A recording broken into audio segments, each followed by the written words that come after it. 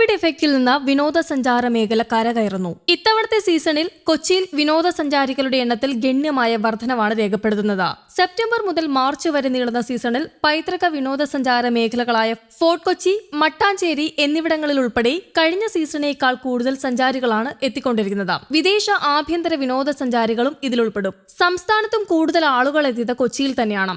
ആഭ്യന്തര വിനോദസഞ്ചാരികളിൽ 65% മറ്റു ജില്ലക്കാരാണ്. തമിഴ്നാട്, ആന്ധ്ര സംസ്ഥാനങ്ങളിലെയും ഉത്തർപ്രദേശ്, ഗുജറാത്ത് സംസ്ഥാനങ്ങളിൽ നിന്നുള്ള സന്ദർശകരുടെയും എണ്ണത്തിൽ വർധനവുണ്ട്.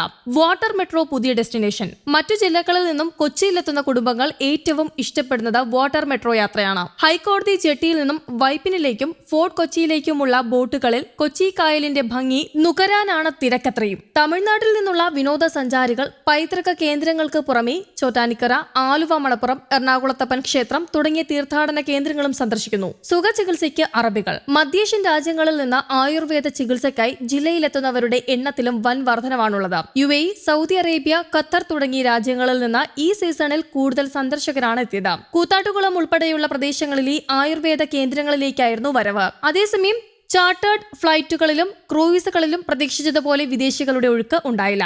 ദൈവത്തിന്റെ സ്വന്തം നാട്ടിൽ കല്യാണം. വിദേശികളുടെ പ്രധാനപ്പെട്ട വിവാഹ ലൊക്കേഷനായി എറണാകുളം മാറുകയാണ്. ബോൾഗാട്ടി പാലസിലും ഗ്രാൻഡ് ഹയാത്തിലും താജ് ഹോട്ടലിലും വിദേശികളുടെ ഒട്ടേറെ വിവാഹങ്ങൾ നടന്നതായി ടൂറിസം വകുപ്പ് സ്ഥിരീകരിച്ചു. വെഡിംഗ് ടൂറിസത്തിന്റെ വിപുലമായ സാധ്യതകളാണ് ഇത് തെളിയിക്കുന്നത്. കൺവെൻഷനുകളും മീറ്റിംഗുകളും ലക്ഷ്യമിട്ടുള്ള മൈസ് ടൂറിസവും എറണാകുളത്ത് സജീവമാണ്. രണ്ട് മേഖലകളും കേന്ദ്രീകരിച്ചുകൊണ്ട് നിരവധി ഹോസ്പിറ്റാലിറ്റി ഏജൻസികൾ പ്രവർത്തിച്ചു വരുന്നു. ഈ സീസണിൽ കേരളത്തിൽ ഏറ്റവും കൂടുതൽ വിനോദസഞ്ചാരികൾ എറണാകുളം ജില്ലയാണ് സന്ദർശിച്ചത് എന്ന് സംസ്ഥാന വിനോദസഞ്ചാര വകുപ്പ് Ernakulam regional joint director GL Rajeev അഭിപ്രായപ്പെട്ടു. അതേസമയം ടൂറിസം സീസണിലെത്തുന്ന സഞ്ചാരികളുടെ വർധന പ്രതീക്ഷ നൽകുന്നുവെന്ന് ജില്ലാ tourism promotion council secretary Liju ജോസഫും അഭിപ്രായപ്പെട്ടു. അതേസമയം കൊച്ചി മെട്രോ 2ാം ഘട്ട നിർമ്മാണം അതിവേഗം പൂർത്തിയാകും. മെട്രോ നിർമ്മാണത്തിന് സംസ്ഥാന സർക്കാർ 100 കോടി രൂപയാണ് അനുവദിച്ചത്. നേരത്തെ സ്ഥലം ഏറ്റെടുപ്പിനും അനുബന്ധ നിർമ്മാണത്തിനുമായി 387.57 കോടി രൂപ അനുവദിച്ചിരുന്നു.